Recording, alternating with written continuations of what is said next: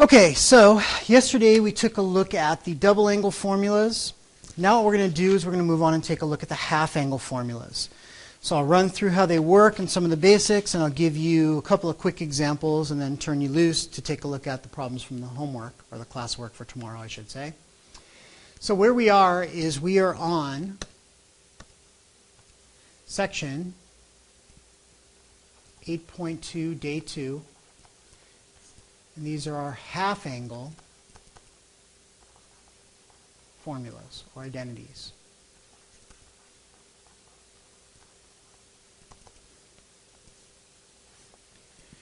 So, again, we're going to have one for sine, one for cosine, and one for tangent. So let's jump right in and take a look at those.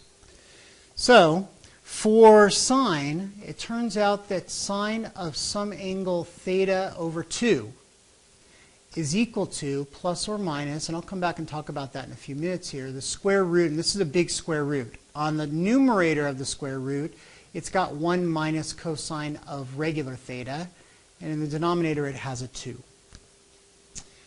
Cosine looks very much the same, so cosine of theta over 2 is equal to plus or minus the square root of, and this is going to be 1 plus cosine of theta over 2. First of all, notice that both sine of theta over 2 and cosine of theta over 2 use cosine in the formula, cosine of 1 theta. But the cosine 1 stays positive, the sine 1 becomes negative. And then the last one is going to be our tangent theta over 2 formula, which has no plus or minus, and it has no square root. This just becomes sine of theta over 1 plus cosine of theta. Now, this is going from theta over 2 to theta. Yes, you could make tangent of theta over 2 sine of theta over 2 divided by cosine of theta over 2. But when you get rid of the over 2's, this 1 appears in the denominator. Okay, so it's sine of theta over 1 plus cosine of theta. So let me show you an example or so of how you would utilize these formulas. Let's just take something simple like sine of 15 degrees. So if we want to evaluate sine of 15 degrees exactly, we're going to take this and we're going to make it something divided by 2. So what divided by 2 gives us 15 degrees? Well, the answer is 30 degrees. This then is theta. So we're going to change sine of 15 into sine of 30 over 2. 30 then becomes the theta that we're going to cut in half to get our original 15. And our formula says that this is plus or minus the square root of 1 minus cosine of whatever theta is. It's not 15 degrees, that's theta over 2. Theta is 30 degrees. It's what we doubled our 15 to get. That's what gets plugged into the formula. So sine of 15 is plus or minus the square root of 1 minus cosine of 30 divided by 2. Cosine of 30, even though 15 was not a unit circle value, we know cosine of 30 is.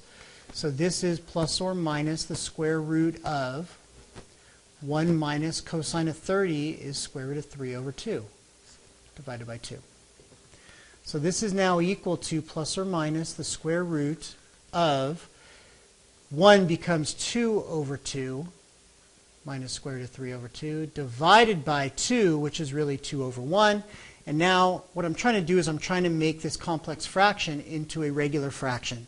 So I'm combining the numerator into one fraction, which now becomes plus or minus the square root of 2 minus rad 3 divided by 2 divided by 2 over 1. All of that's inside the square root. This then becomes plus or minus the square root of 2 minus rad 3 over 2 times 1 over 2 when I multiply by the reciprocal. This now becomes plus or minus the square root of 2 minus square root of 3 over 4. Now, the top is not a perfect square, but the denominator is. So this is now plus or minus the square root of just the top, which is 2 minus square root of 3. Square root of 4 pops out and becomes a 2 that's no longer inside the radical. Now, it is okay to have a square root inside a square root. That square root of 2 minus rad 3 is not a problem. This is our answer, except we have to talk about the plus or minus. Go back to the original problem.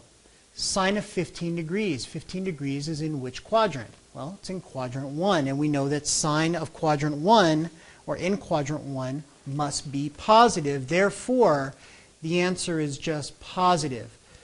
Square root of 2 minus rad 3 all over 2. So the plus or minus is just there to remind you to look at the quadrant that the original problem is coming from and decide whether your answer should be positive or negative. You don't get both plus and minus. You truly get a plus or minus. So this is the way the half-angle formulas work. And you're pretty much always on these going to have complex fractions involved. So remember to work with the numerator and denominator to make them into single fractions separately and then multiply by the reciprocal. Okay, I just have one more example that I want to talk to you about, and then I'll turn you loose. This is a nice short lesson today. And that is if sine of regular theta, 1 theta, is 4/5, and theta is between pi over 2 and pi, which means we're in quadrant 2, find cosine theta over 2. Well, to do this, we're going to draw our picture. So we're in quadrant 2. Here's our theta. Here's our right angle. Sine is opposite over hypotenuse. There are no negatives to worry about. When we do the Pythagorean theorem, we get a squared plus 4 squared equals 5 squared, which makes this plus or minus 3. And because we're in quadrant 2, and this is our x-coordinate that we're referring to, we need a negative there. And that's what's getting some people into trouble, is they're not paying attention to positives and negatives in their quadrants. You've got to pay attention to those, or this is going to be an extremely frustrating chapter for you. It's all about positives and negatives in quadrants. Okay, we know that cosine of theta over 2 is equal to plus or minus the square root of 1 plus cosine of theta divided by 2. Well, here's theta. Cosine is adjacent over hypotenuse, so this becomes negative 3/5. So now we're going to simplify the numerator. That's really 5 over 5 plus negative 3 over 5 gives us plus or minus the square root of 2 over 5 divided by 2, which is 2 over 1. Well, this is really plus or minus the square root of 2/5 times 1/2, which gives us plus or minus the square root of 1/5. That's plus or minus 1 over the square root of 5, which rationalizes to give you plus or minus the square root of 5 over 5. The only thing we have to do is decide if cosine of theta over 2 should give us a positive or a negative. And here's what you have to do in this case. Since we don't know what theta over 2 was, we just knew that theta was between pi over 2 and pi. We use this piece of information. And I really want you to focus on this, because this is going to be extremely important later in the chapter when we solve trig equations with multiple angles, double angles, triple angles, etc. If theta is between pi over 2 and pi, the question becomes, what is theta over 2 between? Well, if I divide the middle by 2, I have to divide the ends by 2, which means pi becomes pi over 2, and pi over 2 becomes pi over 4. So if theta is between those, then theta over 2 is between those. Well, pi over 4 is the 45-degree angle. Pi over 2 is the 90-degree angle, which means if we're in between those two, we're sitting over here, which is quadrant 1. So should cosine of a quadrant 1 angle be positive or negative? And the answer is it should be positive. Therefore, this is our cosine of theta over 2 value. So you've got to go back and check that to make sure whether you should keep the positive or the negative. All right, so that should get you guys going on the assignment for tonight, or the assignment for tomorrow. But again, I would like you to take a look at it tonight and see if you can at least knock out some of the quick and easy, busy kind of problems. And then we can take a look at the ones that take a little more work and understanding tomorrow in class, or Monday in class.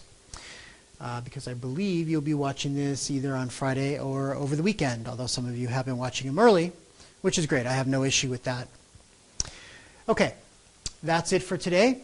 And then our next video, we'll start to take a look at the next portion of the chapter, which is going to be our trigonometric equations and how we solve those.